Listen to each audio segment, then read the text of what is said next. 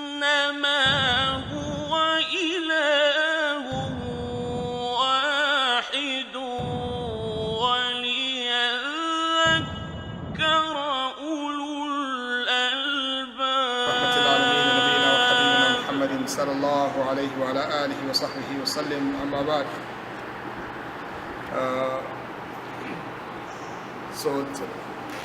I don't know whether my voice reach you or not, but we just have to be patient. No mic, no speakers. So inna kullun fiha. So I have to raise up my voice, and you have to increase the capacity of hearing so that you can catch, or else I have to shout louder than I can't. What was the topic last week? Tayammum.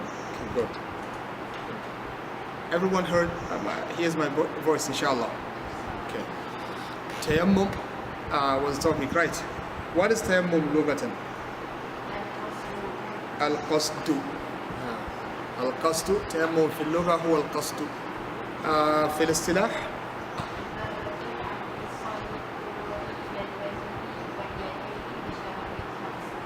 Okay, good. إيصال التراب إلى الوجه واليدين بشرائط مخصوصة. Who can give me the translation of that? Not the one who wrote it, somebody else.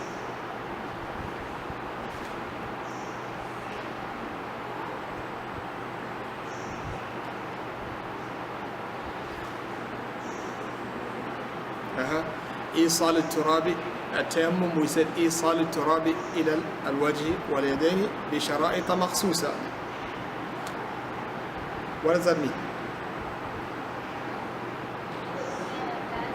To put sand or dust on the face and the hand after fulfilling certain conditions. Okay, good, inshallah. قال المؤلف رحمه الله وشرائط التيمم خمسة. He said there are 5 conditions for the tayammum, right? And we dealt with some of them. What are the conditions we discussed last week? Did we mention traveling?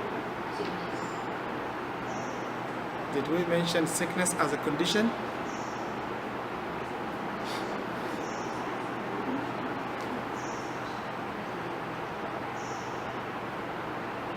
Sometimes you're right in something that you say, but the problem is you don't put it properly. You skip the parent, you go to the children, and that's why you lost the marks.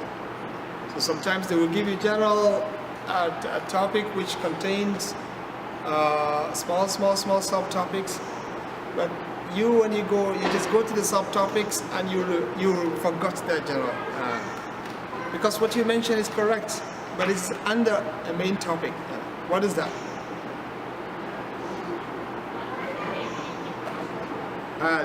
Inability to use. Did we say that inability to use water as a condition?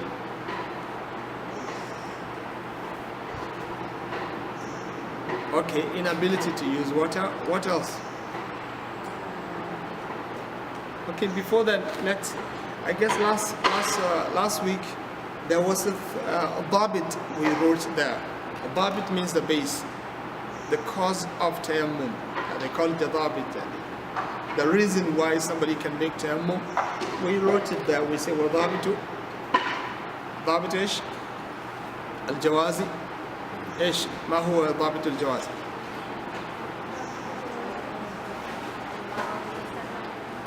ما هو ضابط الجواز؟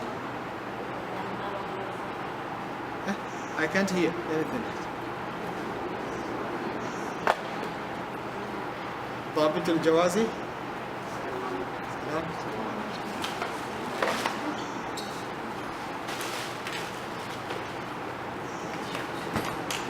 ما هو ضابط الجواز؟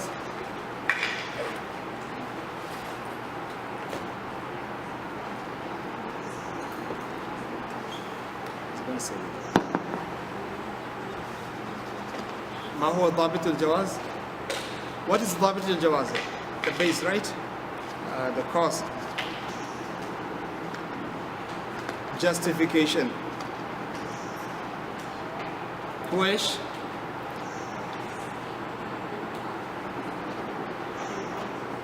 العجز عن استعمال الماء. Yeah, that's what I want to hear from you. Every condition that will come from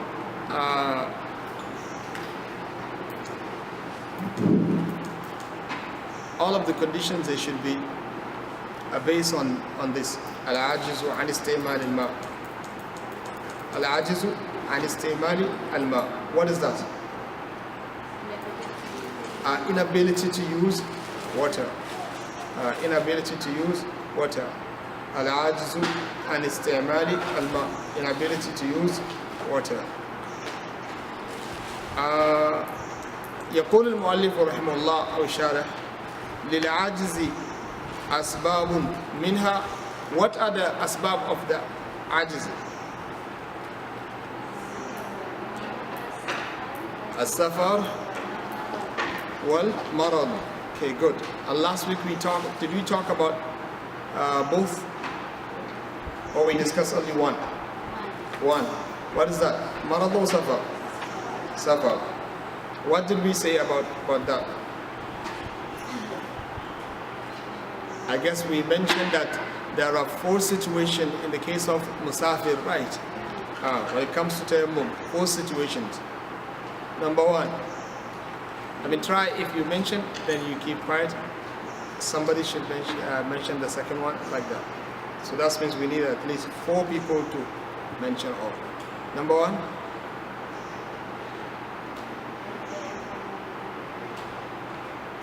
Hamza, did you hear anything? Okay. Number 1.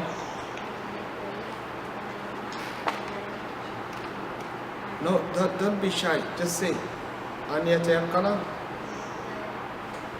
Nobody will help. You have to say it from the beginning to the end. أن يتيقن إيش؟ أن يتيقن عدم الماء حوله. What does that mean?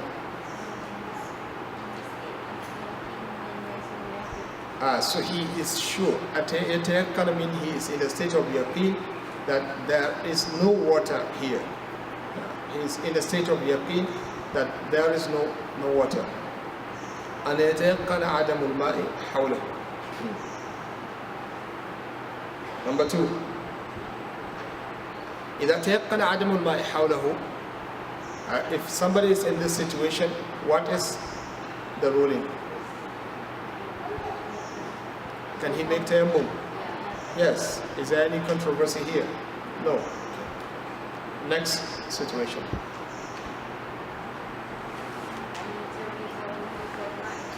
أن يجوز وجود الماء حوله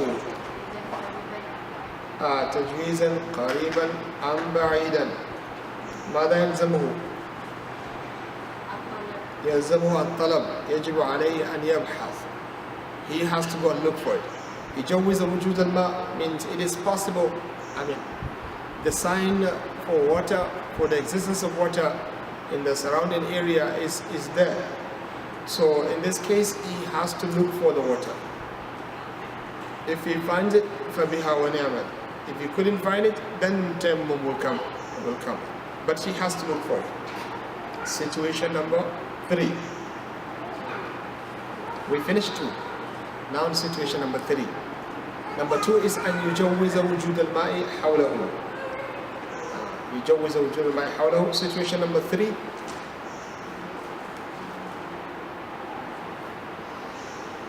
Number 3.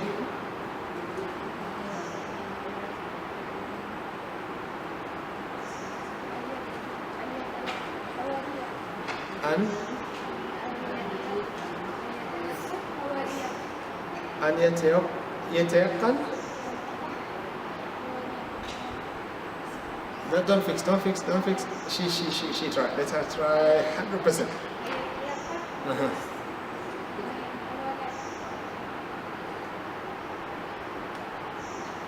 And يتيقن, I heard some. Okay. And يتيقن, you skip something. All of the thing, everything you mention is correct, but you just skip one word or two words. أن يتيقن وجود الماء حوله. أن يتيقن وجود الماء حوله أو حواليه. Okay. So, أن يتيقن وجود الماء حوله. To be in a state of yaqeen that there is water here. This one has to go for it. He must get it. If he has yaqeen, he has to look for it and use it. Okay, good. And last one.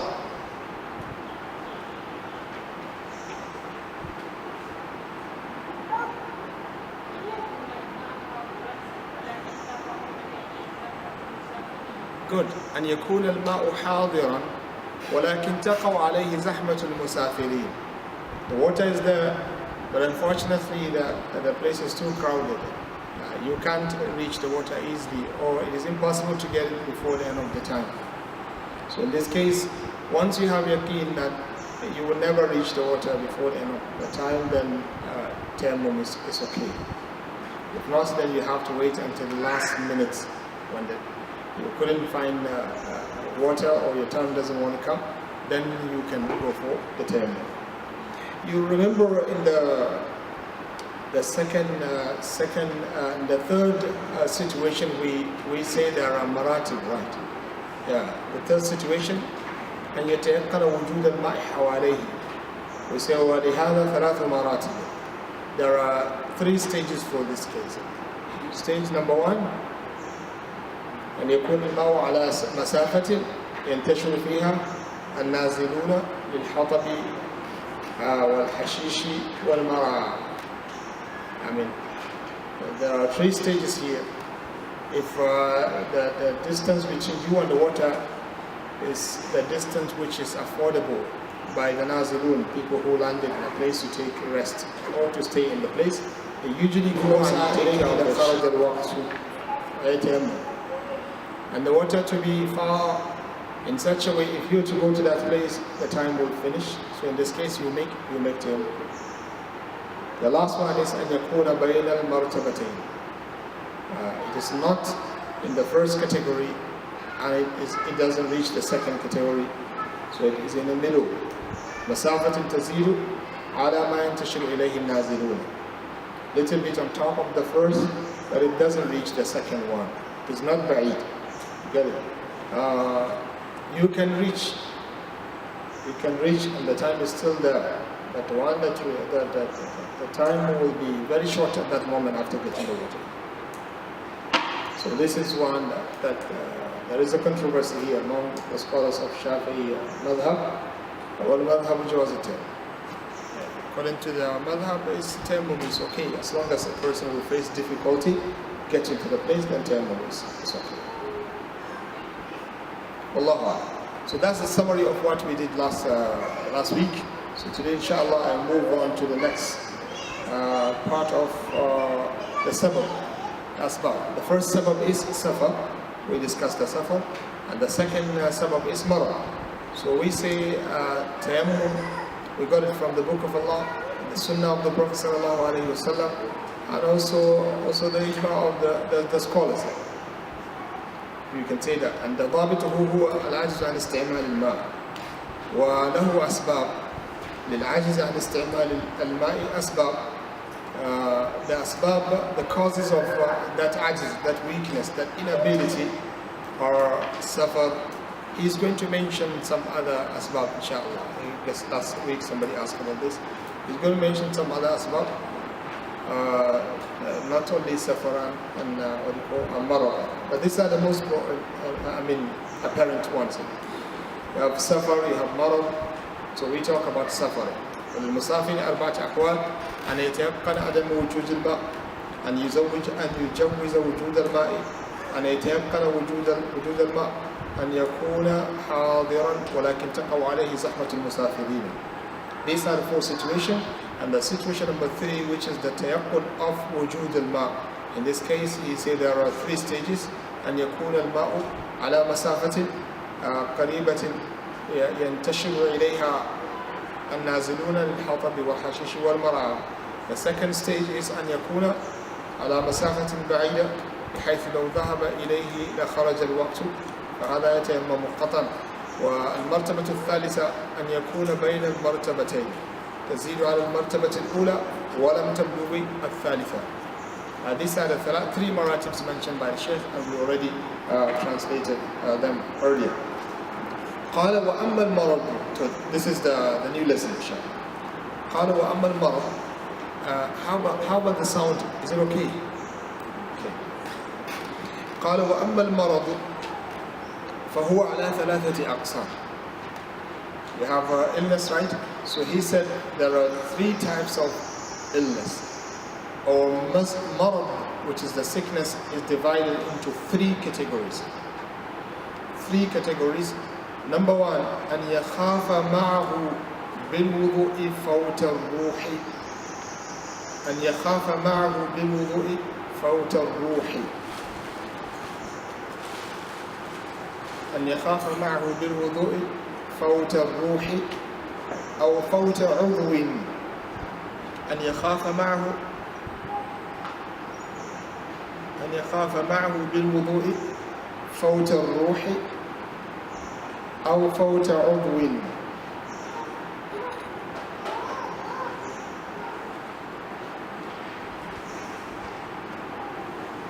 أو فوت عضو أو فوت منفعة العضو.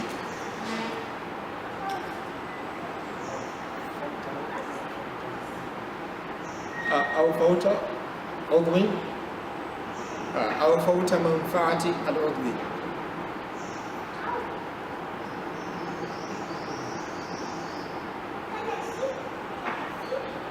أو فوت منفعة العضو.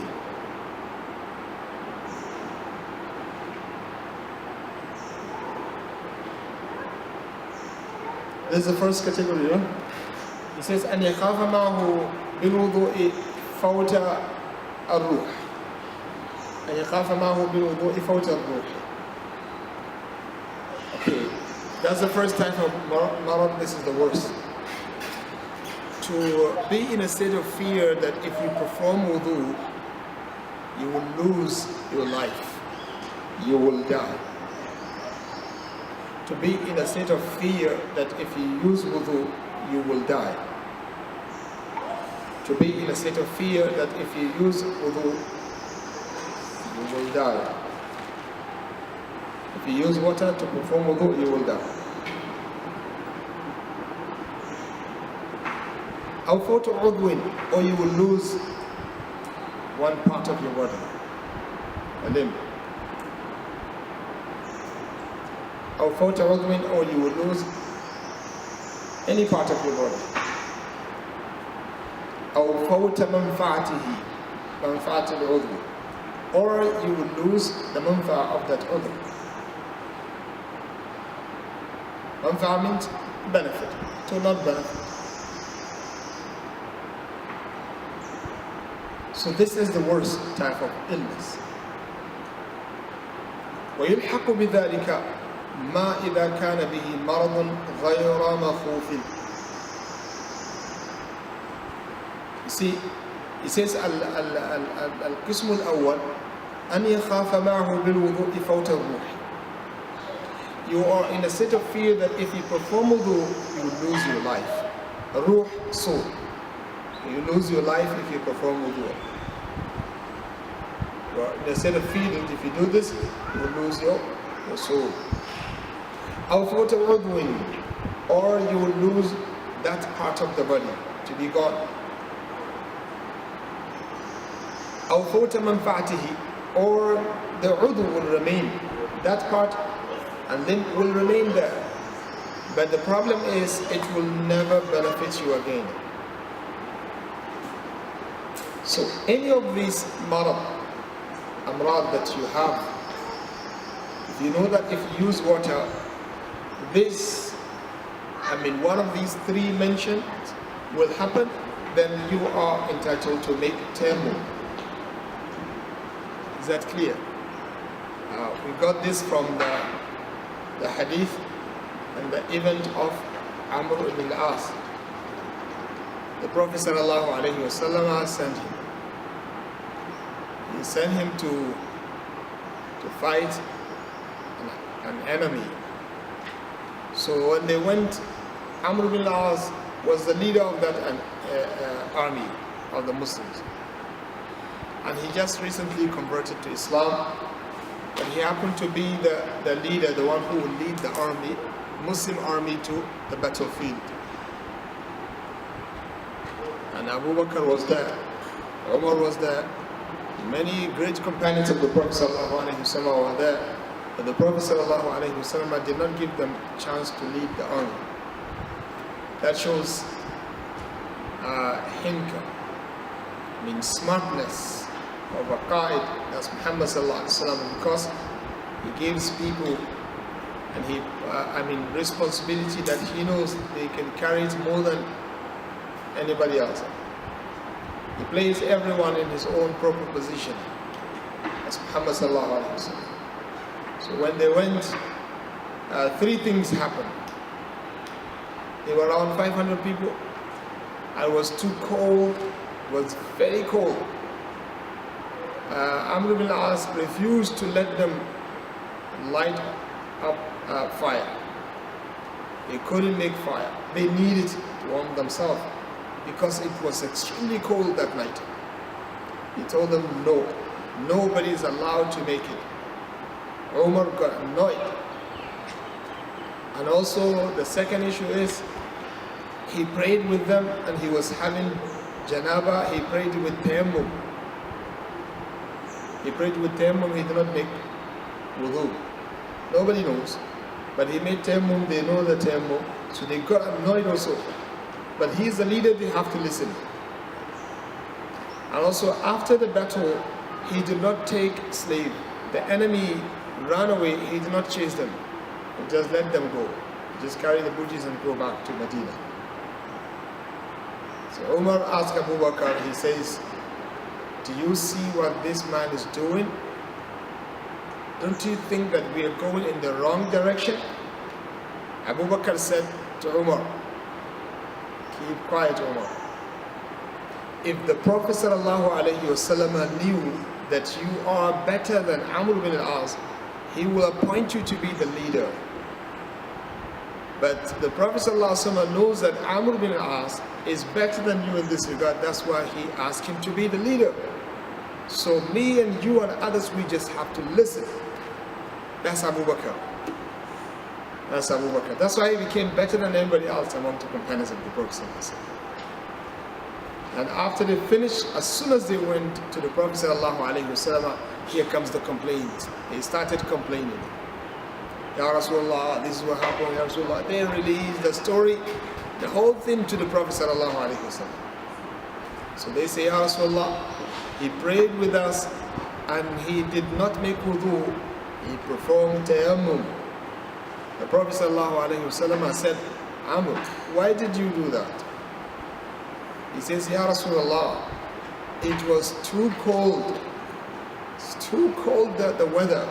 I know, Ya Rasulullah, if I perform ghusl, qad amut, I might lose my life because it's too cold.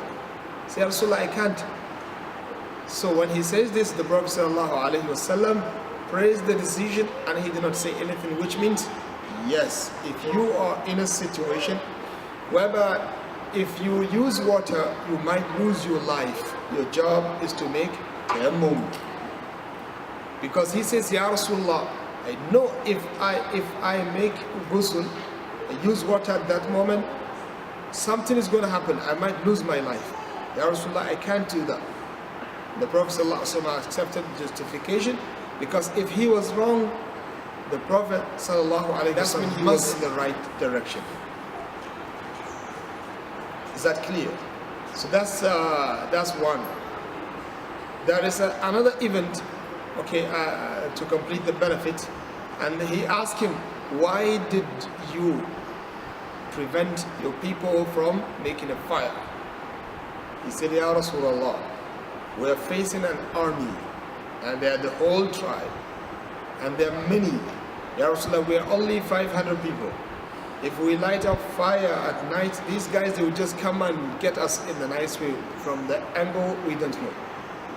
It is against the whole strategy, Ya Rasulullah, to let them know that we are here. That's why I just let them to be patient. That's better for us, so we can attack in the way they don't know. And you see, this is one of the unique battles that the Muslim went and fought. Nobody was injured. No death at all. That's the hikmah of the Prophet ﷺ. Look at the smartness of this leader, Amr bin al-As. He and Khalid bin al-Walid, they are just like that. Fighters, very excellent, and they are among the youth companions of the Prophet ﷺ. So, he did that, and they got the booties, and nobody was in trouble in that battle.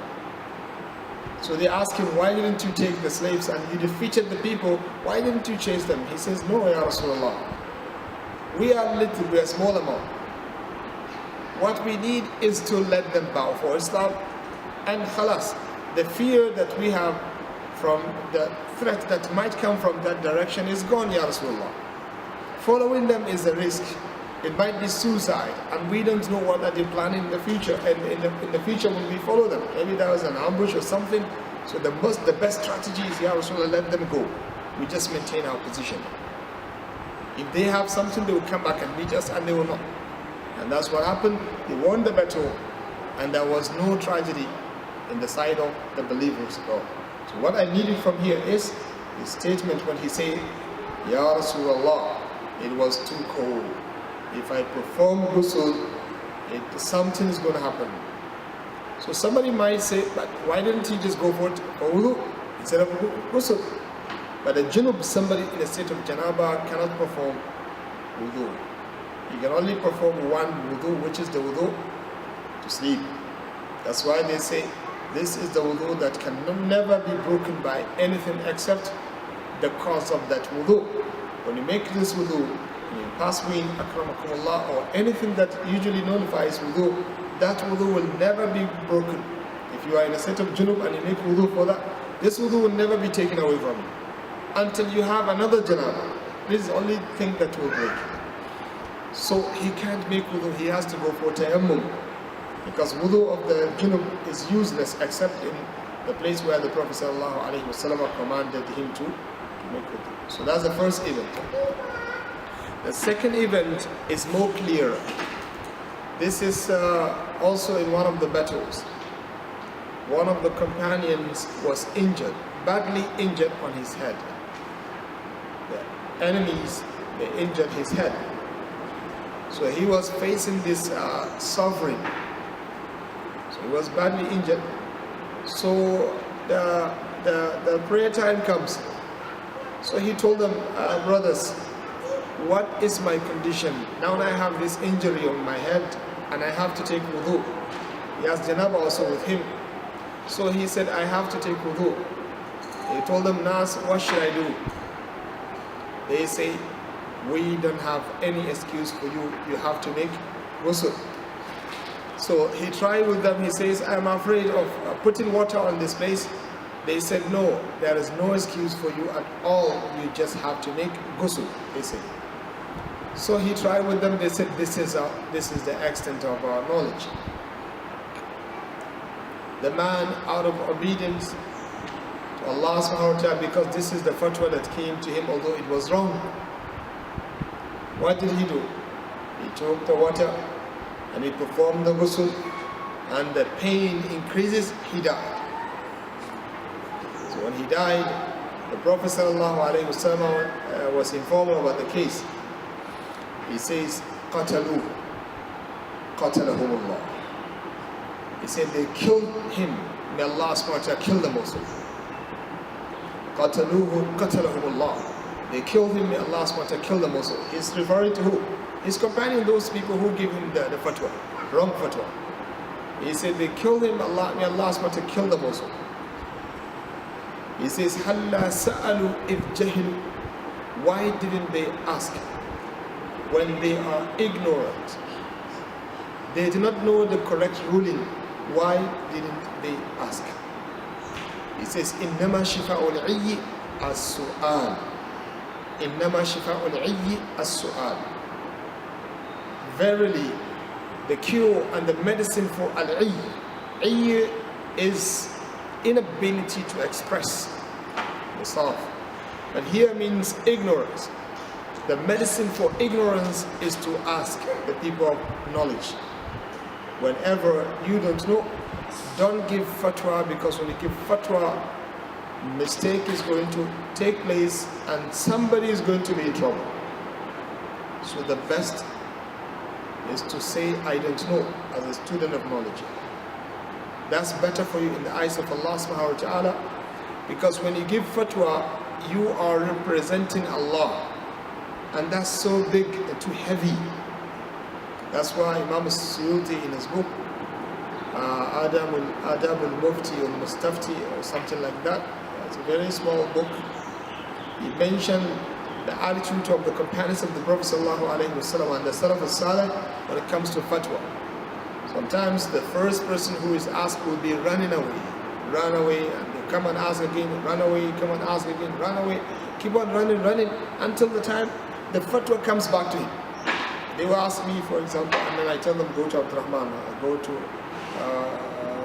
Hamza, what is his name? Hamza. Go to Hamza, go to Karim, go to Karima, go to Sharifa, go to, and there we go. It will keep on going until it comes back to me sometimes. Everyone is rejected, nobody wants to be responsible. Because he knows there is somebody who can carry the job. He will tell him, go and get it from this person. But nowadays, if you don't ask me, I get angry.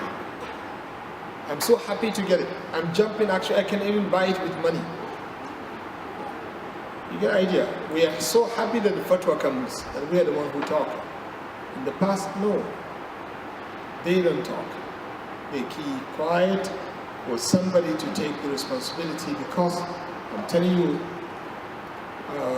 brothers and sisters, wallahi, it is too heavy for you to be the one who represents Allah subhanahu wa ta'ala. It's not easy. That's why Ibn al-Qayyim says in his book, Ilam al-Muwaqqi'in, he says, it is upon whoever happened to be handling the position of fatwa to be prepared. He mentioned the responsibility and the greatness of the responsibility, and also the trouble that somebody might be in the eyes of Allah subhanahu wa ta'ala, especially in the hereafter. And then he says, therefore, whoever happened to be a mufti or somebody who will open his mouth and talk, you should make sure that he is ready for that. You should make sure that he is ready for that. A person came to Imam Malik from Maghrib, that's Morocco. Allah knows how much he spent to reach Imam Malik. They don't have cars, they don't even have bicycles. The best is the one who has horses, but usually they have donkeys, that's it, or camels. Having a horse is there with the rich people. Just like now, some cars nobody can afford them except somebody who is extremely rich. The horses were like that. But this man came to Imam Malik with around 43 questions. The people of Maghrib, they compiled these questions. They have been looking forward for a time somebody can come down to Medina and ask. He went to Imam Malik and he asked him those questions, and Imam Malik answered only few, and he let him go back with the remaining. The man was shocked, because in those days they think Imam Malik is the #1 sheikh in the world. How can he reject answering some questions? So he told him, Imam, I'm coming all the way from Maghrib, from Morocco, and now I go back to them, I tell them, no answers? He says, yes, go to them and tell them you asked Imam Malik, and he said he doesn't know. These are the real scholars who fear Allah subhanahu wa ta'ala. He will never accept to put himself into trouble, because, you know, if I give you fatwa, I'm actually releasing you, finding a solution to a case by putting myself into trouble. That's actually what you're doing. You're finally looking for a solution for somebody's case, somebody else's case, and you put yourself into trouble at that moment. Now the case is between you and Allah subhanahu wa ta'ala. You have to make sure that 100%, I don't say 99, no, 100% you're sure about what you say. If you have doubt, send him to somebody. There always someone to carry the responsibility on your behalf. The poet says, and I wish you will remember this, inshallah, he says, إِذَا مَا قَتَلْتَ الشَّيْءَ عِلْمًا فَقُلْ بِهِ وَلَا تَقُلِ الشَّيْءَ الَّذِي أَنْتَ جَاهِلٌ فَمَنْ كَانَ يَأْبَى أن يهوى أن يرى متصدرا ويكره لا أدري أصيبت مقاتل. He said, don't you ever give fatwa upon something except something that you are sure. قتلت الشيء علما means you 100% you have the knowledge of that thing from A to Z. Then you can give fatwa. If you have doubt, he said, don't go for it. ولا تقل الشيء الذي أنت جاهل. Don't you ever say something that you are ignorant of. He says, if you always try and aim to be in a position where everyone will praise you and see you, mashallah, is a mufti of the country, mufti of this and that, this is your thing. And you don't want to say, you hate saying, I don't know, even if you don't know. Say, so it's like you're killing yourself, because you're putting yourself into this trouble between you and Allah subhanahu wa ta'ala. So back to the hadith. You see, they gave the wrong fatwa, and the man lost his life. The Prophet ﷺ said, "Allah sa'alu if jahilu." In this is what he was supposed to do. You get it? So in this case, if he has, he has to take wudu, he has to take the ghusl. He wash every part of his body. When it comes to the place, he doesn't wash it. He just take water and drop the place if that is possible. And that's it. His case is closed. But if, let's say, even using the water for this person in any part of his body that is danger, then from the beginning his job is to make tayammum, and that's it. You just make tayammum and the case is closed. So back to the condition, or the, what do you call, the qism. He says, أن يخاف معه بالوضوء فوت الروح. He's afraid when he makes wudu, he will lose his soul. أو فوت العضو, or he will lose some part of his body. أو فوت منفعة العضو, or the benefit of that udhu will be gone. Do you get it? So he says, وَيُلْحَقُ بِذَلِكَ مَا إِذَا كَانَ بِهِ مَرَضٌ غَيْرَ مَخُوفٍ. It is also part of this time whereby a person has an illness, he is sick. But this illness is not marad makhuf. Marad makhuf is the illness that you are afraid of dying. It is very, very possible for you to die because it's too strong, too big. Usually this type of marad that kills. That's marad makhuf. But this guy, he doesn't have that type of marad. What does that mean? He was supposed to make wudu. That's clear. He was supposed to use water because he doesn't have marad makhuf. ولكنه يخاف من استعمال الماء أن يصير مرضا مخوفا. But he has the fear that if he uses the water, the illness will increase and then it will reach the marad makhuf. Okay, a person has a simple illness. You get it? It doesn't reach khawf, meaning he can just act normally. But then he is afraid, based on experience, that if somebody who is having this type of illness, when he uses water, the illness will increase and go up, and then it might become the marad that there is a great possibility for him to die. In this case, he is one of these categories. Although initially he doesn't connect himself to them, but let's say if we let him or we ask him to use the water, then the illness will become like that. In this case, then we tell him, you can go and make tayammum from the beginning. So this one, he has a right to make tayammum. The second one is the one that I said, the mulhaq, he has a right to make tayammum al-madhab, according to the best opinion of the madhab Shafi'i school. Is that clear? The first type of marad is clear, right? Okay. القسم الثاني أن يخاف زيادة العلة. أن يخاف زيادة العلة.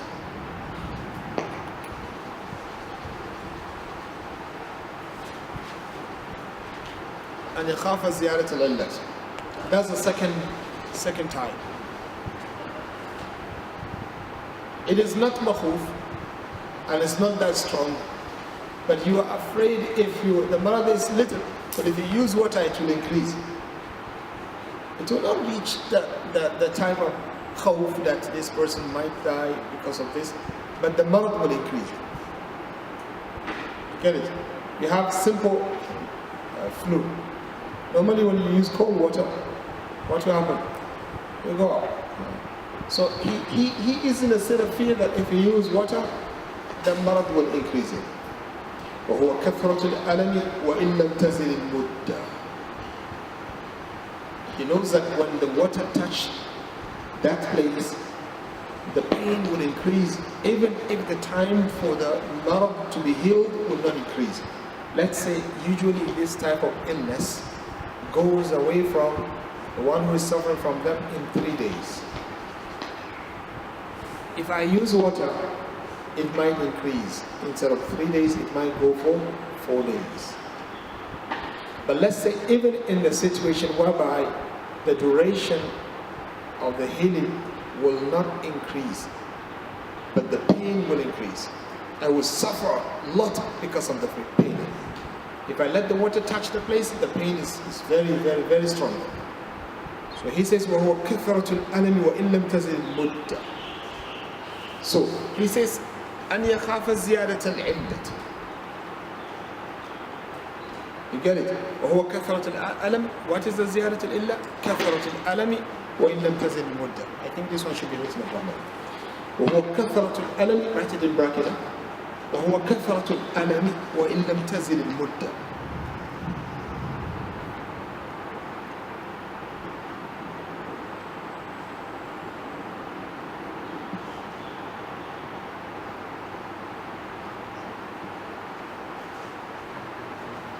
وإن لم تزل المدة.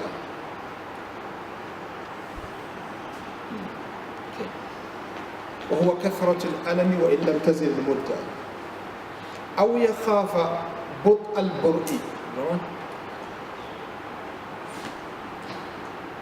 You have to thank us for giving you a chance to do exercise at the moment. This is a continuation of the same condition. أو يخاف بطء البرء. I think it's better to write. Just continue. No. Just continue. أو يخاف بطء.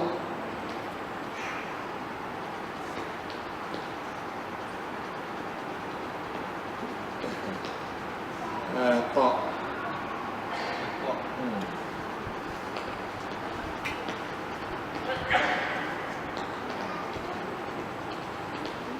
No, just write همزة على السطر. أو يخاف بطء البرء. البرء.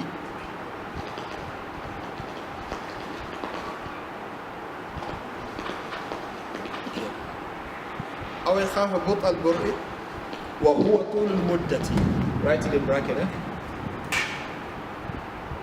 Right from the, you need the space. Right from the two. Right from the beginning, because you need the long space. وهو طول مدة المرض. وهو طول مدة المرض.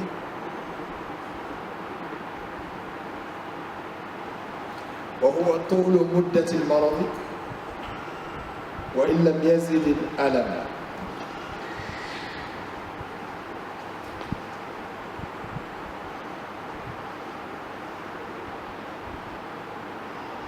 وإن لم يزل الألم. Close the bracket. أو يخاف شدة الضنا.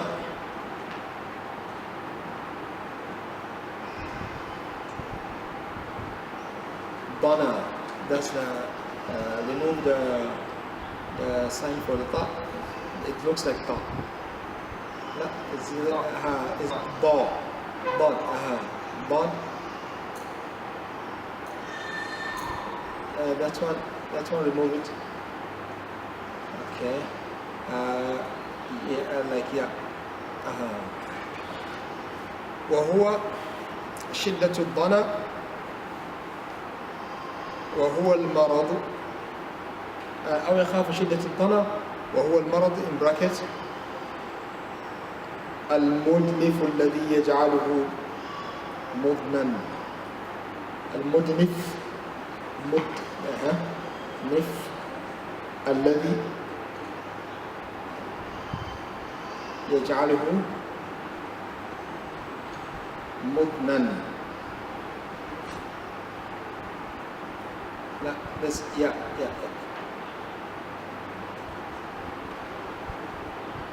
مضنا. Okay, fix it so that they can write properly. Okay, مضنا. Do you think they can get it? Okay, just remove the last word. Write it, I think, separately. Okay, write it here. I think that's better. Write it in the beginning. يجعله مضنا ضاد.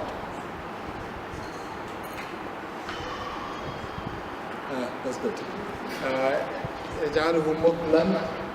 Okay, close the bracket. أو يخاف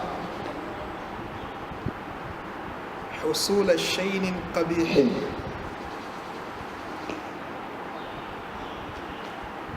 كالسواد على عضو ظاهر.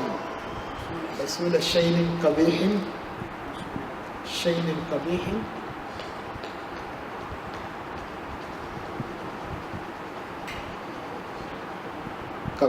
كالسواد in bracket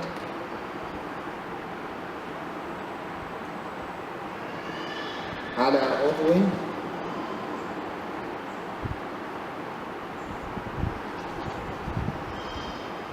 ظاهر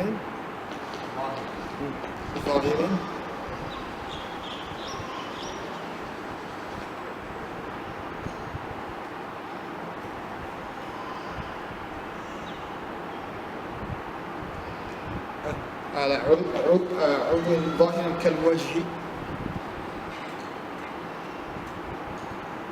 وغيره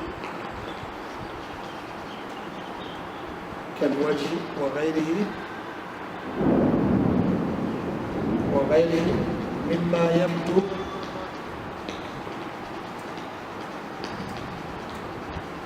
عند المهنة.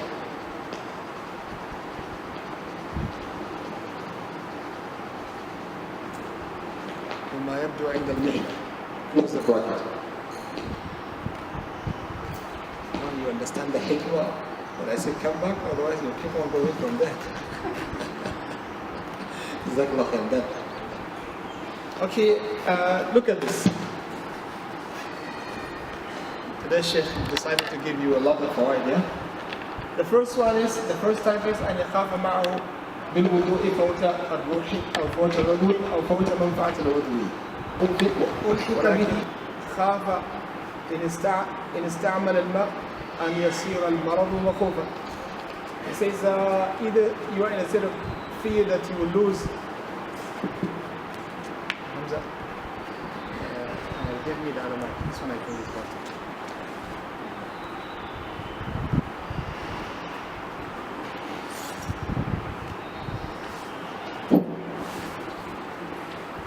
The first one is you are in a state of fear that if you use the water, you will lose your life, or you will lose any part of you, or you will lose the manfa'a, the benefit of that part.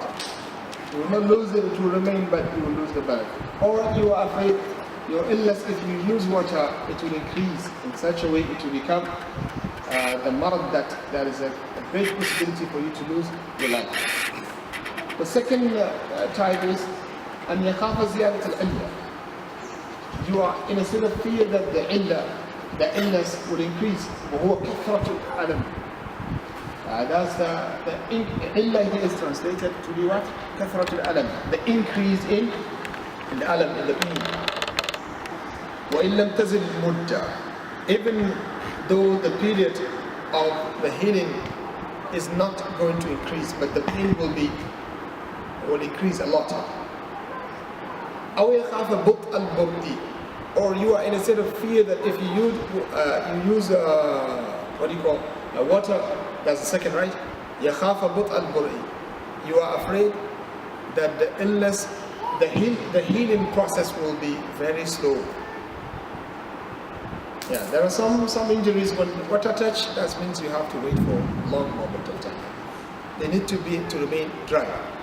أو يخاف بطء البرد. Or you are in a state of fear that the process of the healing process will take longer duration. وهو طول مدة المرض وإن لم يزل الألم. So this is the opposite of the first one.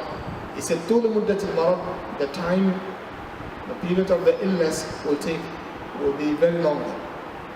Even though the alam, the pain reduces or it doesn't increase, it just remains in one stage, but you will stay with that illness for a very long period of time because of the usage of the water. أو يخاف شدة الضنا. Or you are in a state of fear that the dhana is an illness, that's why he translated al-marad al-mudnif alladhi. Usually these are the illness that produce weaknesses. The person will be very weak because of that. And this dhana, when they said dhana, marad dhana, this is the illness that remains a very long period of time. That's why they said al-mudnif means al-lazim.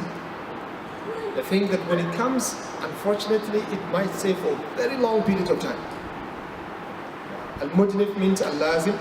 Marad al-mudnif al-lazim alladhi yaj'aluhu dhana mudnan. The one that will make you mudna means weak, extremely weak. You get it? So now you are just feeling okay, you can do things, but you know if water touch that place, it will increase. Then you will become weaker, and the marad will increase. So these are the very, strong illness. When you have a little one, and you are afraid if you use water, it will go to the biggest form of it. This is also one of the situations here. أو يخاف حصول شيء. Or you fear to have shame. Shame is deficiency. Deficiency in the body. He says kasawadi. You know that if water touch that place, that part of the body will become extremely black. So some kind of illness, when they go, the place will be black. So he says kasawadi ala udwin zahirin kalwajh. Just like the darkness that will come on the udwin zahir kalwajh. You have that scar on you which is extremely black, and on the udhu is the part, any part of the body. Zahiri, the one that appears, kalwajh, like the face. Somebody might say, but some people cover the face in the case of the sisters. But even those people at home, they don't wear it. There's still deficiency. It shouldn't be there. So likewise, anything that will come, any type of nature, any color, which will make somebody different, different from his nature, will look, earthly in that nature because of the existence of that dot or deficiency. This is one of the cases he's talking about. مما يبدو عند المهنة وغيره, or any other part that usually comes out عند المهنة. Mihna is a khidmah, service. When you're doing something, when you're at work, usually you don't bring them. I thought it's going to make sujood. Usually it comes out, you cannot hide them. Then in this case, you are entitled to make tayammum according to some scholars. All of these situations, the first one is kathrat al-alam, where the pain is increases. Please do try, remember the words. Revise this word. You try, whenever we write something, at least memorize the meaning of the word. Inshallah, by now, we're almost 6 months, right. By now, you're supposed to get half of the Arabic words. May Allah forgive you, grant you the word, and then let you make tawbah to revise our classes. So, ziyarat al-illati, the pain increases, right? وَإِن لَمْ تَزِلْ الْمُدَّةِ, even if the period, the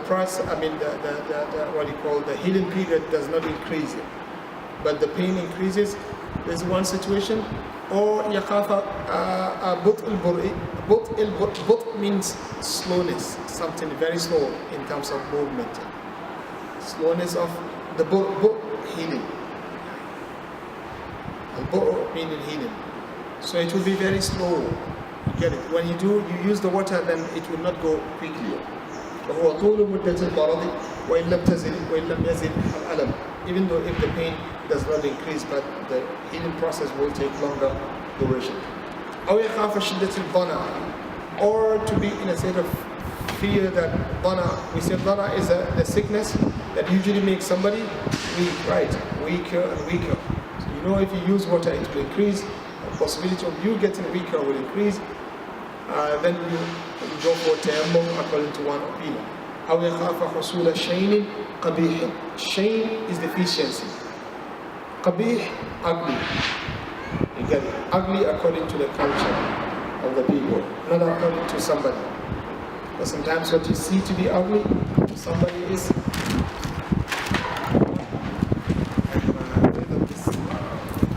It's going to fly.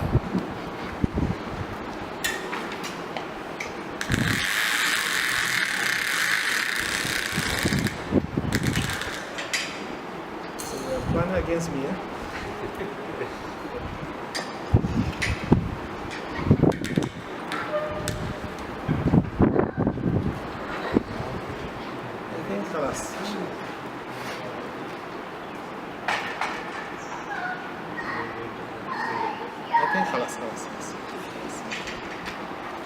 That's better.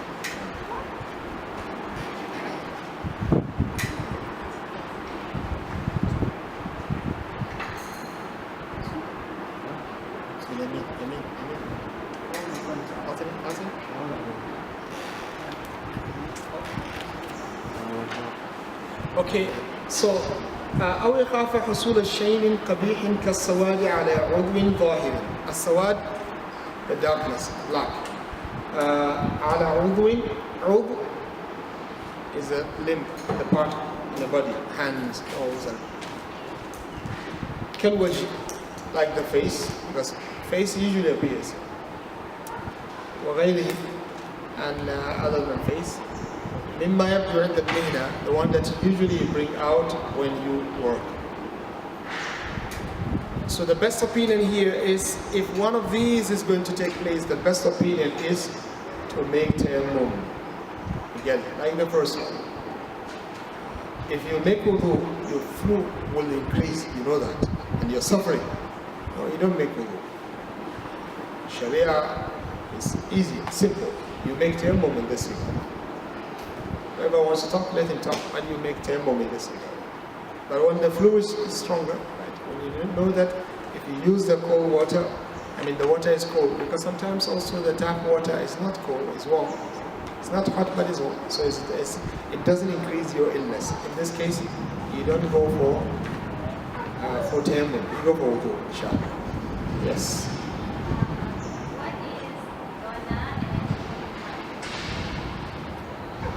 What is dhana? Dhana is a name of illness, marad.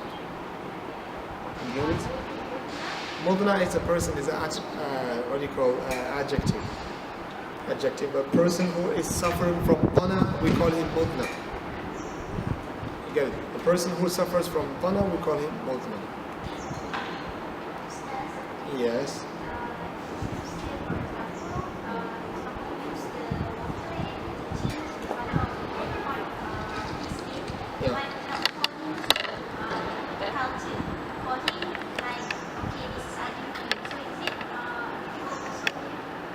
change the color to something else.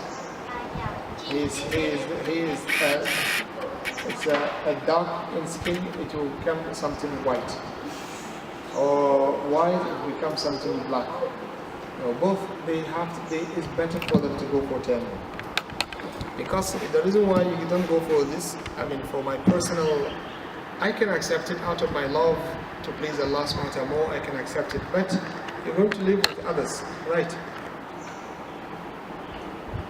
Yeah, you're going to live with others. So others, when they see, you also, when you go out, you will be in a state of nervous to meet people with it.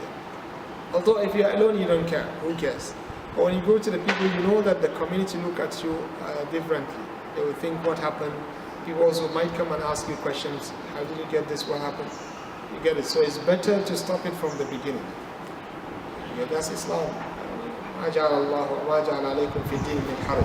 understand Islam properly and you learn it properly, I'm telling you, you will enjoy ease in life. If you understand Islam, you will enjoy ease in life. The moment you face difficulty, you should know that you are not doing this correct. You go back to the real Sunnah, you find ease in life. So either you are in a situation where it is possible for you to go for the norm, but you are just lazy, or you are in a situation that Sharia provides for you an ease, but you don't know. So that's the reason why you guys have to be very serious. Very serious. So please do revise at home. Whenever you go, please revise, please revise. I'm available for the sake of this class. Please, any question you feel, call, email, and whoever is staying in the university, my office is there, 211 in the Faculty of Economics. Come at any moment. You pass the place, you have some clarification, you need them, come and get it. I just want you in a few days, inshallah, to become something, somebody. But seriousness has to be there. I don't know what you guys are doing at home, but that's between you and Allah subhanahu wa ta'ala. So, but I can see the sign of what is done at home when we come to the class, right? Yeah. If I ask questions that I know that we should know them, but I couldn't see any answer, that means revision was not done properly. So please revise. Okay, the last category. Are you done with all of them, right? No, then the last category.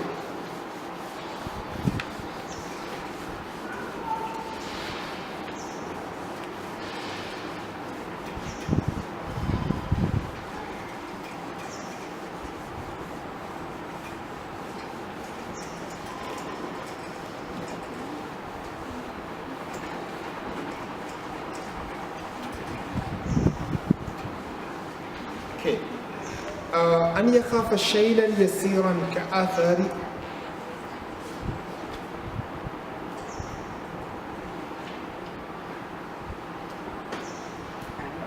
أن يخاف شيئا يسيرا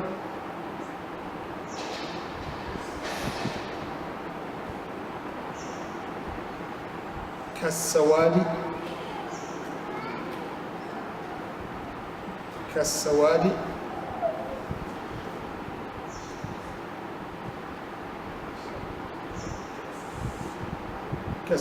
القليل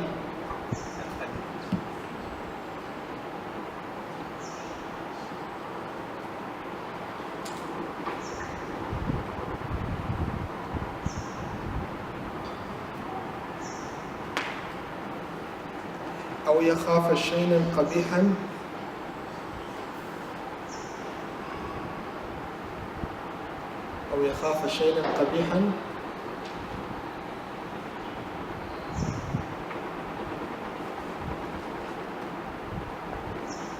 شيئا قبيحا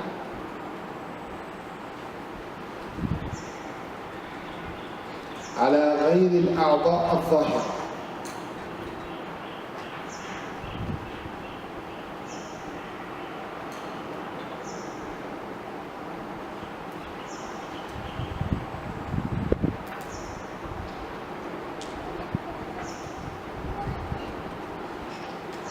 أو يكون به مرض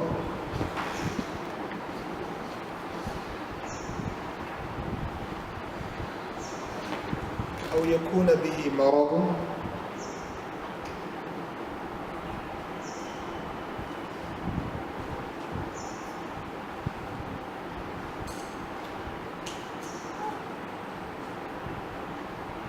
أو يكون به مرض لا يخاف من استعمال الماء معه لا يخاف من استعمال الماء معه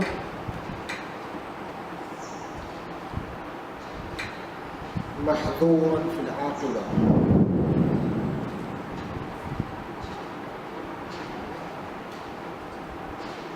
محظورا في العاقبة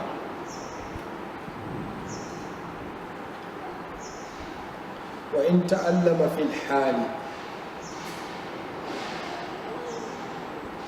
لجراحة إن تألم في الحال لجراحة أو برد أو حر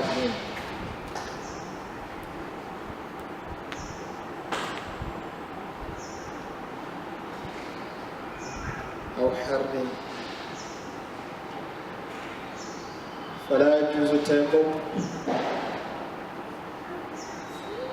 لشيء من ذلك فلا يجوز التيمم لشيء من هذا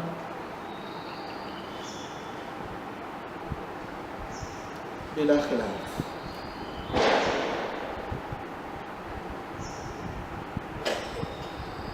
والله أعلم. You want to write والله أعلم? والله أعلم. This is the last category. أن يخاف شيئا يسيرا. You see the other one, يخاف شيئا قبيحا, right? This one is شيء يسير. يسير means قليل. كالسواد القليل, like a very little black dot in his body. So when you have that, you don't make them, and that's true. You have to go wudu. I mean, something very little comes in, even without using water. This one usually comes sometimes when the sickness, when the injury is gone. So you know that if you use water, it might happen. Get it? So he says, you are not allowed to make tayammum bila khilaf. No controversy here. Everyone agreed that there is no tayammum in this case. أو يخاف شيئا قبيحا على غير الأعضاء الظاهرة. Or he is afraid of having the deficiency which is very ugly, but it is not on the part or the limb that usually appears. It's something that is usually hidden. So this one, he says, also there is no controversy among the scholars that you are not allowed to perform tayammum. You have to go for wudu.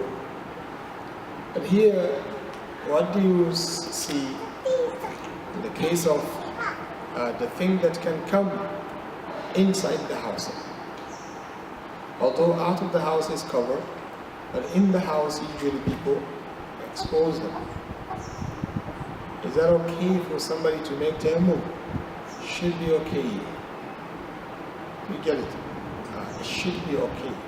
Unless if it is in a place whereby actually it doesn't come out, where somebody's in or somebody's out. Wherever you are, you usually cover the place. Then if you have this type of shame, inshallah is not a problem. Then you have to go for wudu. Because actually nobody sees it except you. It doesn't matter. You just have to be patient. But if you're going to be dealing with others, either at home or out of the house, and the place is going to be like that, when you touch water, then there should be a leniency here, whereby a person can make 10. You get what I'm trying to say? A person can make 10. You have the deficiency in a part of the body which is usually hidden. You have to make wudu. You have in a place which is usually hidden but exposed at home, you have to, you can make tayammum if you wish, if you're going to have big deficiency. But if the deficiency is very little, insignificant, in this case, you don't have to make tayammum, you have to go for wudu. You get it? Whether it is on a place that usually exposes itself, or in a part of the body that is usually covered. You just have to make a wudu. I will repeat it. If you have deficiency which is so little in a part of the body, which on any part of the body, whether it is covered or it is exposed, you just have to make wudu. You don't make tayammum. But if you have deficiency in a part of the body which is big, the part of the body that you cover, you usually cover, it doesn't expose, doesn't show. In this case, you go for wudu, you don't make tayammum. But if that part you expose it sometimes, and sometimes you cover it, you get it. Like some part of the body that at home they are exposed, but out of the house they are at home they are exposed, but out of the house they are covered. In this case, you can go for the tayammum, because even the people of the house also has the right to see you need it. You get it? Especially those people who are living with the spouses. So we go for tayammum here. We don't say no. This one usually it's usually closed. Therefore, we don't need to go for tayammum. No, we go for tayammum if you know that the deficiency is bigger. قال أو يخاف معه مرض لا يخاف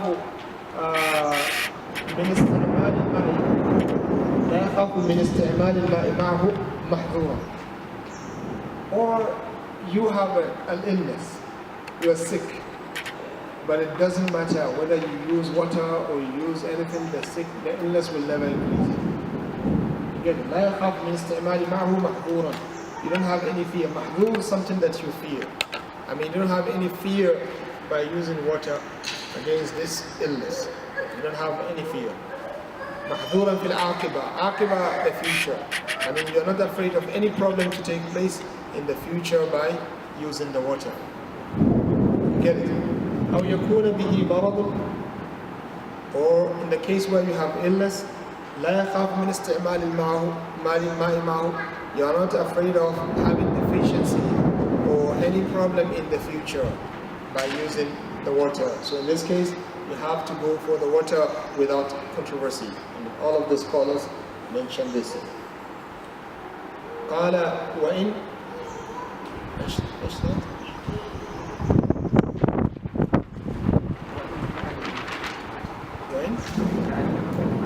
وإن تألم في الحال.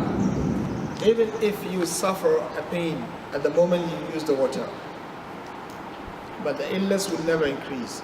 But you suffer a pain في الجراحة on the injury, which is not that much something that can be tolerated. If it is a pain that you cannot tolerate, you can You don't need to go for the wudu. You just go for the tayammum. This is true. Nobody can come and tell. Somebody cannot tell you that this is Islam, this is Sharia. You have to fear Allah SWT and go for this. No. Tell him also leniency also is Islam. It is Sharia. Get it? Allah SWT loves when He gives you leniency and ease. You take it. If I give you something, you reject it. I will be a little bit annoyed. If you give me and then I reject, you will be annoyed. So Allah subhanahu wa ta'ala is the creator. He doesn't like, it is inappropriate for Him to give you something and you reject it. What is this? Get it? So when Allah subhanahu wa ta'ala gives rukhsa, is a concession, leniency, He really loves whenever He gives rukhsa, a person to take the rukhsa of Allah subhanahu wa ta'ala. Is that clear? Okay. قال وإن تألم في الحال لجراحة أو برد. I mean, if you use the water, you're a little bit being in trouble because of the cold. It's too cold. أو حر, or it's using water in this temperature is also wrong. He says still you have to make wudu. So basically, what he is trying to tell you here is, if you have something that can be tolerated, number one, you have a deficiency but it is so little. Number two, you have a deficiency that is big, but it is on a part of the body that you usually don't open it, except if you're alone. Usually don't open it. There is such a place, then you have to go for wudu. The third place is when you have an illness, but you know if you use water, nothing will happen serious. In the future, nothing serious will take place. In this case, in these three places, Sheikh said you have to go for wudu. You are not allowed to make tayammum. But other than that, or the situation whereby a person is entitled to make tayammum, and he will be rewarded by Allah SWT for taking the rukhsa. Inna Allah yuhibbu and tu'ta rukhasuhu.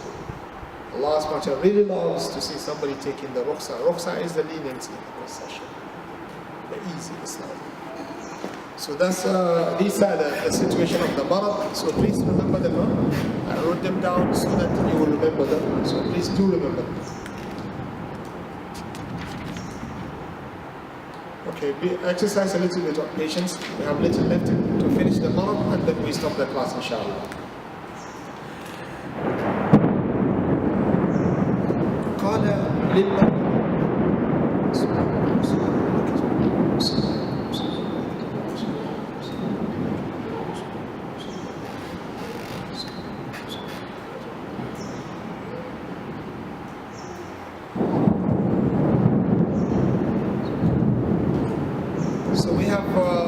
categories of marad, right? Number one, أن يخاف معه بالوضوء فوت الروح أو فوت عضو أو فوت منفعة العضو. That's the first one. You know, if you do make wudu, you might lose your life. No wudu, you just go for tayammum. The second category, يخاف معه زيادة علة. You are afraid if you use the water, the pain will increase. Pain will increase. Or you are afraid the healing process will take longer duration. Or the illness that you suffer from, which usually weaken the body, is going to increase. That's the problem. أو يخاف حصول شيء قبيح كالسواد على عضو ظاهر كالوجه وغيره مما يبدو عند المهنة. Or you are in a state of fear that you have a great deficiency, a big deficiency, like having darkness on the skin, which is very black, on a part of the body that usually exposes. So in this situation, there is a khilaf among the scholars of Shafi'i, but wallahu a'lam, the best opinion, even here also the Mashari says the best opinion in the Shafi'i school is the one that says you make tayammum. So the first type, tayammum, no doubt about that. This one, 100% actually, you are not allowed to make wudu. You should know that, right? If somebody comes and he tells you that this illness, the doctors told me that if I make wudu, it is highly possible for me to lose my life. You tell him, making wudu here is suicide. You are not allowed to perform wudu. You just have to go for tayammum. You get it? You just tell him like that. Like the person who is in a state of hunger, in a state of necessity, he has to eat food, and then he couldn't see anything except a dead animal. Can he eat it? Yes, not only can, he must eat it. If he says, no, but I found it disgusting, you tell him, if you die because of that, you have to answer the question with Allah subhanahu wa ta'ala. You must eat.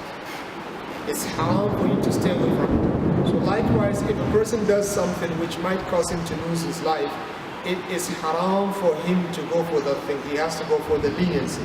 So in the case of wudu, he skips wudu and go for tayammum. You get it? The last type, and yakhafa shay'an yasiran, where the deficiency is not that much, it's little. And the other categories that you see here, in this case, the best is to go for wudu. You don't go for tayammum. Abdurrahman, ta. The best is to go for wudu. In the first and the second situation, tayammum is wajib in the first one, and tayammum is better in the second one, and the last situation, wudu, is wajib. In the first situation, tayammum is wajib. In the second situation, tayammum is better. And the third situation, wudu, is wajib. Get it? Wudu is wajib. قال للمريض أن يعتمد على معرفة نفسه في كون المرض مخوفا إن كان عارف. You see, we talk about al-marad al-makhuf, the illness that you are having some expectation of losing your life if you use water. Al-marad al-makhuf is the illness that is a great fear that you might lose your life if you're not careful. That's marad al-makhuf. The question here is, are you with me, inshallah?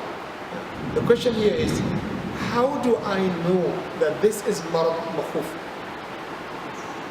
I think that's a reasonable question, right? How do I know that this marad is makhuf, this one is not makhuf? So this is the topic here. He says, it is okay if you are arif. Arif means somebody who knows. If you can detect by yourself, you have experience. Your knowledge is sufficiently enough for the Sharia to give you excuse. You don't need to go and seek for the fatwa or ask a medical doctor. If you have the experience in this regard, your experience is sufficient. Is that clear?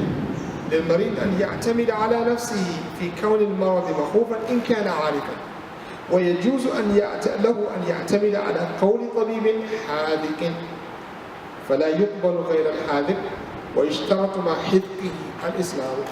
It says also, the first thing is to depend on yourself. You depend on yourself. The light. The first is to depend on yourself.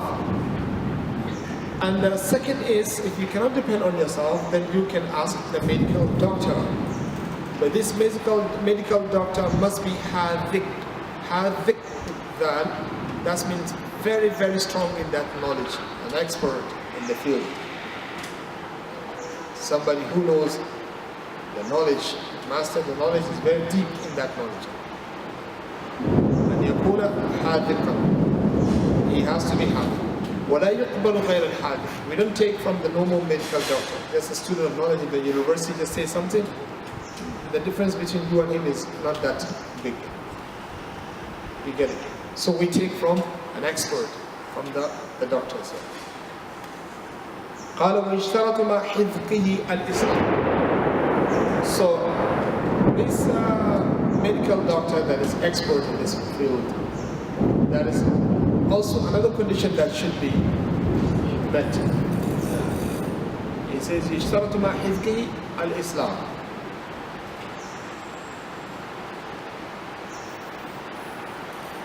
يشترط مع حذقه الإسلام.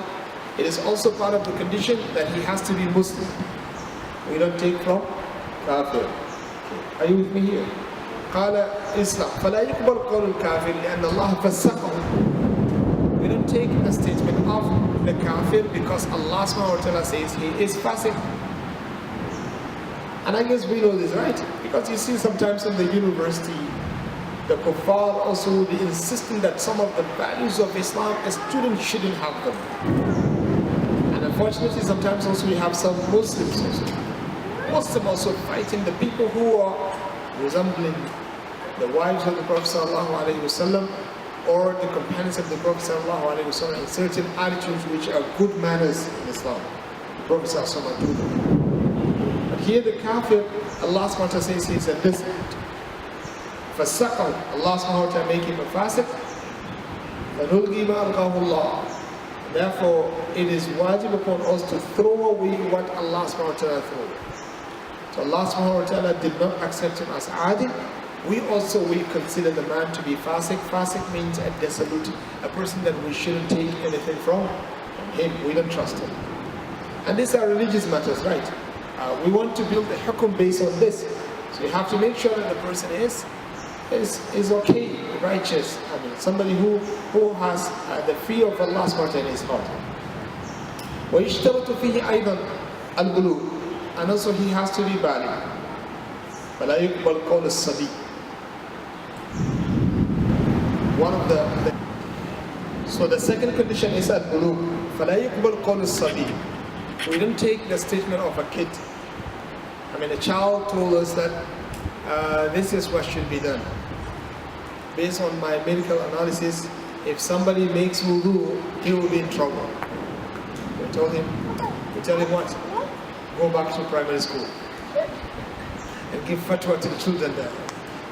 So we don't take from the sabi, wala qawl al-murahiq, and also we don't take from the murahiq. Murahiq means the person who is near blue. Waqila yuqbal. Some scholars said the murahiq we take because he is almost baligh. I mean, that person is just, today he becomes baligh and we accept. And yesterday when he gives fatwa, we said no. The same knowledge he is giving us, right? That's why they said if he is a murahiq, means somebody who is near bulugh, we take. The third condition is al-adal. He has to be adil. Not only Muslim, but he has to be adil. Al-adil. We have to take from the adil. Adil means somebody who stays away from big sins. And also he tries as much as he could to stay away from the minor sins. That's the adil. Al-adlu man yajtanibu al-kaba'ira wa yattaqi fi al-aghlab as-sagha'ira. Al-adlu man yajtanibu al-kaba'ira wa yattaqi fi al-aghlab as-sagha'ira. Al-adlu man yajtanibu al-kaba'ira wa yattaqi fi al-aghlab as-sagha'ira. That's the definition of adl. Al-adlu من يجتنب الكبائر ويتقي في الأغلب الصغائر. Abdurrahman, write it down before I get killed. العدل من يجتنب الكبائر ويتقي في الأغلب الصغائر. That's adl. The one who stays away from bigger sins. العدل من يجتنب الكبائر من يجتنب الكبائر ويتقي في الأغلب الصغائر.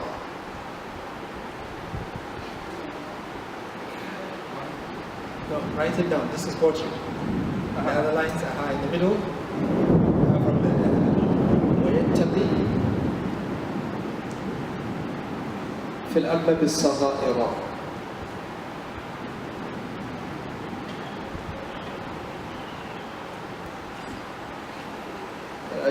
العدل من يجتنب الكبائر ويتقي في الأغلب الصغائر. This adil, the one who stays away from bigger sins and he tries as much as he could to stay away from the minor sins.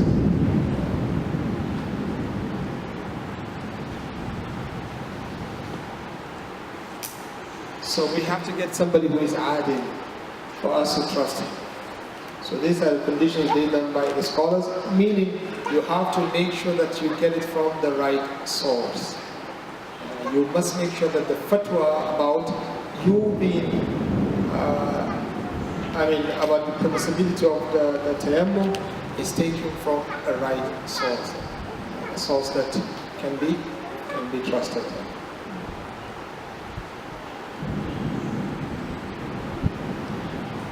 Is that clear?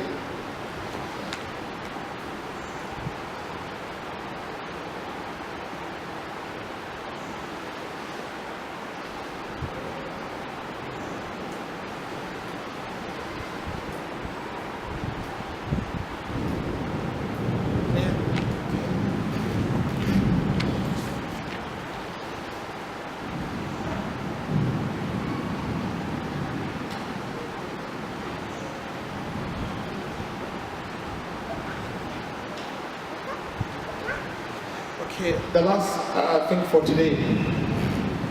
قال المؤلف رحمه الله ودخول وقت الصلاة. The first one is inability to use water. The second one is the whole waqt as-salah, to have the entrance of the time. You don't make tayammum before the time, because there is a great possibility for you to get water when the time arrives. So you have to wait first until the prayer time, then you can make tayammum. ويشترط للتيمم لصحة التيمم يشترط لصحة التيمم دخول وقت الصلاة. So entrance of the time. So the time has to arrive first, then you can make tayammum. because of the saying of Allah subhanahu wa ta'ala, إِذَا قُمْتُمْ إِلَى الصَّلَاةِ. That's ayah number what we said in Surah Al-Ma'idah, 7 or 6? 6, huh? So it says, إِذَا قُمْتُمْ إِلَى الصَّلَاةِ. If you intend to make wudu, to pray to Allah subhanahu wa ta'ala, then فَاغْسِلُوا and on until the end of the ayah. When Allah subhanahu wa ta'ala says, إِذَا قُمْتُمْ وَالْقِيَامُ إِلَيْهَا لَا يَكُونُ إِلَّا بَعْدَ دُخُولِ الْوَقْتِ. Because usually you stand up and go to pray after the entrance of the time. You get it? So when Allah subhanahu wa ta'ala says, if there is no water, make tayammum. And He says, when you go to pray, and usually you don't go to pray until the beginning of the prayer time.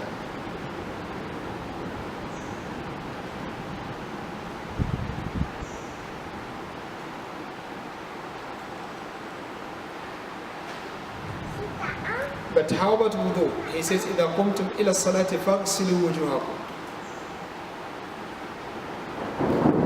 If you intend to pray, then you perform wudu.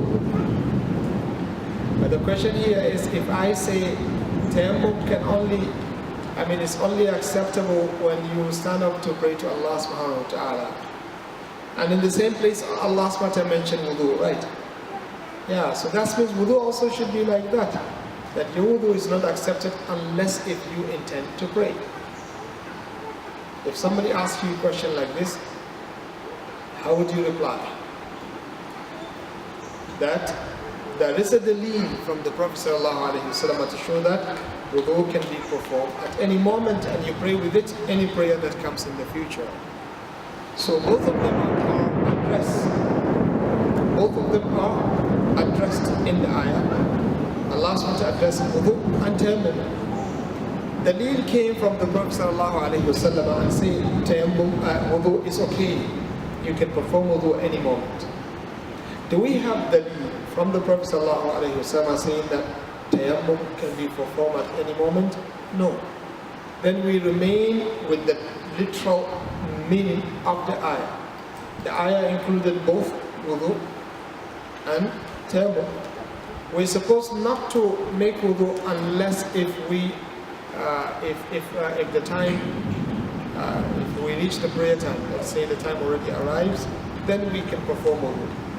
But we do perform wudu before the time because the Prophet ﷺ justified, and he said it's okay, and he does it also. You get it? So we learn that it is not actually the general ruling that says you can't make wudu until the prayer time. You can make it at any moment. Actually is a praiseworthy act. The Prophet ﷺ says, لا يحافظ على الوضوء إلا مؤمن. You will be praised by Allah subhanahu wa ta'ala when you perform wudu every moment of your time. So tayammum, nothing comes and take it out. So we remain with the general ruling, which says you can only perform tayammum if you reach the prayer time, after the prayer time, right? And if you look at the hadith of tayammum, they also mention this, وَحَضَرَتِ الصَّلَاةِ, and the prayer comes, the time for the prayer arrives, وَلَا مَاء, we don't find the water. That was the moment they started thinking of the tayammum. Is that clear? Just last, then I will come.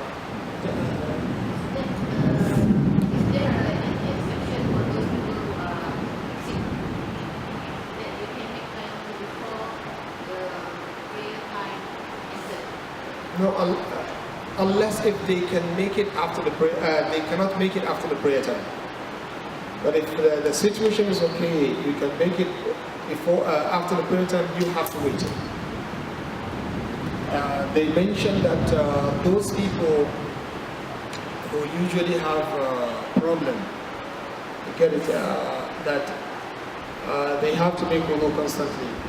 Let's say somebody has a continuous passage of wind, or istihada, continuous bleeding. Their job is to perform wudu for every prayer. Every prayer they make wudu. Or when it comes to Jummah prayer,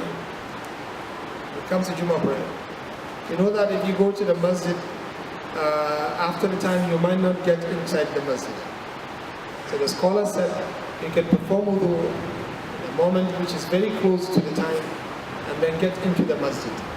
because sometimes it is difficult. For example, you are in the first line waiting, and then when the prayer time arrives, and then you have to go and come back, your place might be taken again by others. So they give excuse here because of the need. Because of the need. And as long as a person can perform the wudu, and also can perform the tayammum after the arrival of the time, he has to wait for that. Okay, lastly, قال وبقي التيمم على ظاهر الآية لقول النبي صلى الله عليه وسلم وجعلت لي الأرض مسجدا وترابها طهورا أيما رجل أدركته الصلاة فأينما أدركتني الصلاة تيممت وصليت. There's another narration that says the Prophet sallallahu alaihi wasallam said Allah subhanahu wa ta'ala made the earth for me to be masjid. And also وَتُرْبَتُهَا طَهُورًا, the clay of the earth, Allah subhanahu wa ta'ala make it tahur. Tahur means something that I can use to perform tayammum, purify myself. So whenever prayer reaches me, the Prophet sallallahu alaihi wasallam says tayammumtu wa sallayt, I perform tayammum and I pray. So this condition remains. This condition remains. That a person,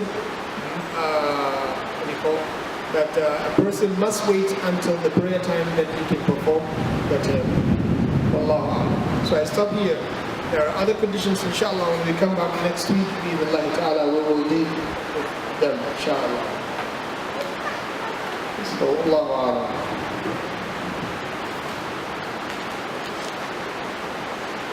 So please go through the thing and see if there is anything you don't understand. Please ask before we close the class.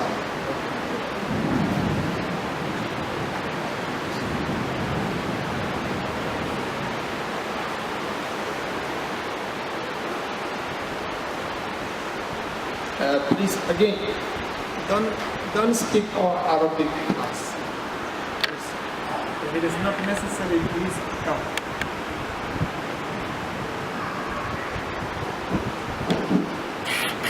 Let us know how can we please you.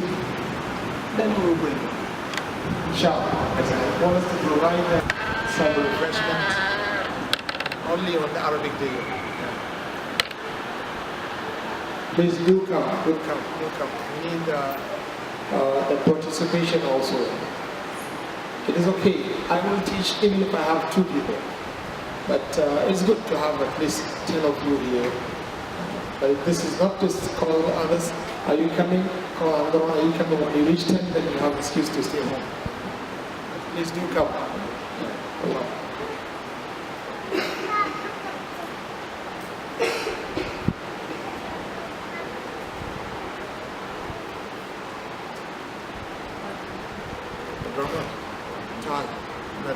The meat.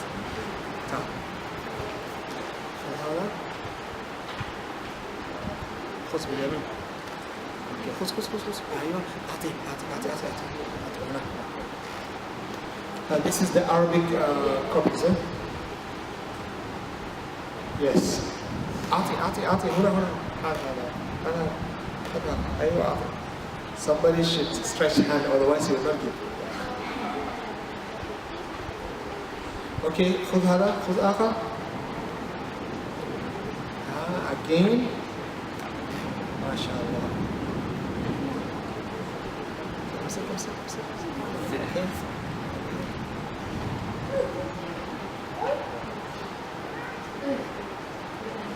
Okay, again.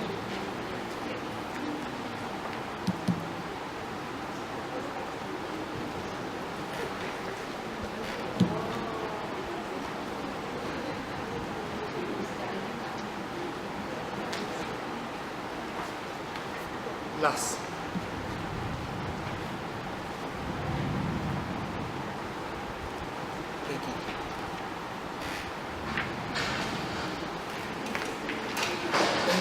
There are 2 people, I did not give them their books right. Are they here?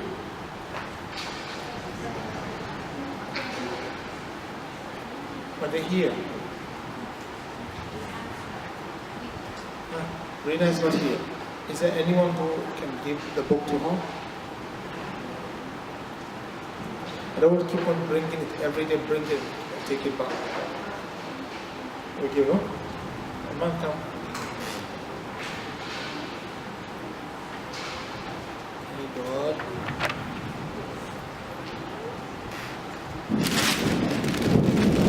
Come.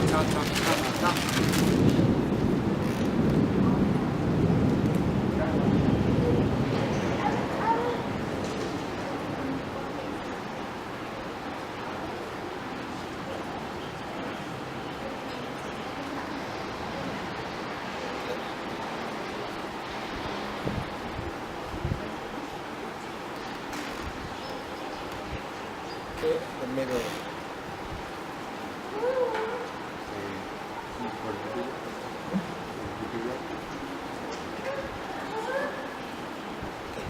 Take them out. Keep them over the beach. Go.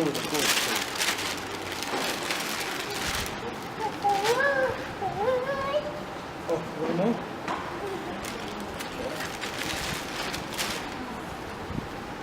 Okay. Fatima.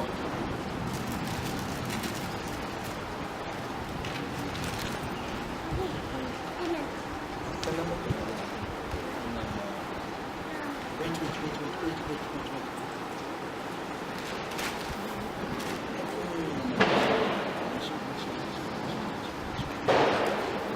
This one.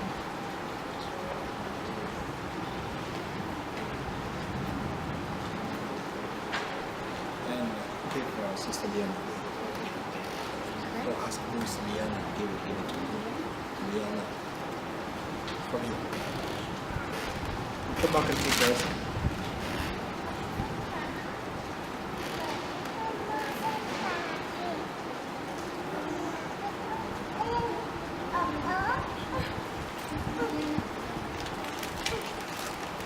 Okay, Fatima, take this. These are the English copies of the Quran. Whoever needs more, please tell them.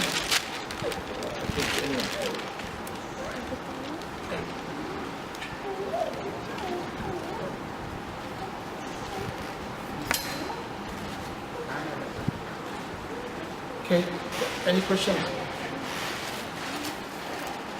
Yes. What if we can't find any doctor that fulfills all the conditions? Islam and but he has no other. He is Muslim and he is valid, but he is not a righteous person. According to what is mentioned, that if any of these conditions is not fulfilled, we don't trust. A person has to, if he thinks he can afford, just go for it. You get it? If he thinks he can afford making the wudu, just go for it. But if he has the fear that what the medical doctor is saying is true, we put him under one of those categories where the fear is there. Let's say the medical doctor told him that if you do this, the illness will be like that, and like this, and like that. But he doesn't trust the medical doctor. But if he himself is having the fear within himself, then he shouldn't go for the water. Just go. But if he's not afraid of it, but it's just medical doctor was just advising and he's afraid of cheating due to adala or lack of Islam, then in this case he just go for the full form of purification, which is the wudu, inshallah.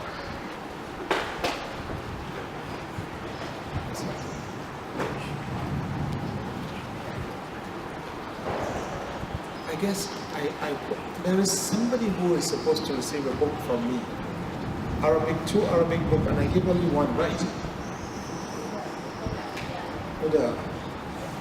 She here. Okay, what type of books you prefer? I gave Shafia because she told me she memorized Quran. So that's why I gave her the Qur'an book. So if either you are among the people of Quran or the people of Sunnah. Also Quran. Okay, then I will give you the same book inshallah. Tomorrow. Yeah? Qira'at, yeah. Or you want something else? Something else? Inshallah. Tomorrow, inshallah, if you come. If you don't come, we'll give it to somebody else.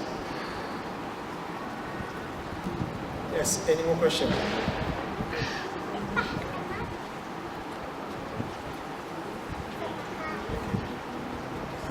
What is the difference in giving fatwa without knowledge and the hadith which says only one wala ayah? And what if we say so and so someone asks and we give someone's opinion? Say I heard here, I heard there, I watched this, like reading this, like I said like this. Is it considered? That's fatwa with knowledge. He was asking, okay, there was a question here. It's asking about the difference between fatwa without knowledge and also the hadith of the Prophet ﷺ that says, "Ballighu anni walaw ayah." Convey a message from me, even one verse. You learn one thing, just convey it to others. I mean, that's the only thing you know in Islam. You get it? So isn't it a contradiction? There's no contradiction, because when you convey the hadith you learned from the Prophet ﷺ, you're conveying knowledge. Unless if you give some explanation that you don't know, you try to make your own opinion, and then you're going beyond the limit. But as long as you take from a sheikh and you convey what you know from the sheikh, that's okay. You're not talking without knowledge, you're talking with knowledge. You get it? I want to give you fatwa. I want to give him fatwa. I said, Hamza told me, Sheikh Hamza said this and that. I'm conveying a message, I'm just transferring the knowledge of Sheikh Hamza to Rahman. You get Hamza? That's not fatwa without knowledge, that's fatwa with knowledge. Okay, what we mean by fatwa without knowledge is, you know that it is not like that, but you just want to try.